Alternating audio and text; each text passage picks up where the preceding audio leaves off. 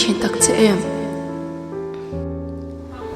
phải khát mà cái rồi những chiếc khoan này rẽ lại xuống xem đeo đầu vậy cái hình chỉ là học chuộc vàng vang đâu thì đâu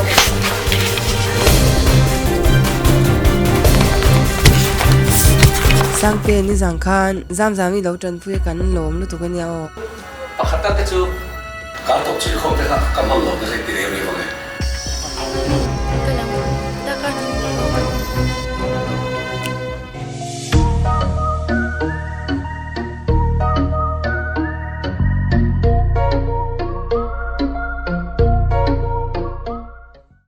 giờ hôm nay ông về đó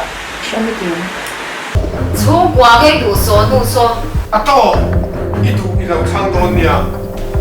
cái này thâu thâu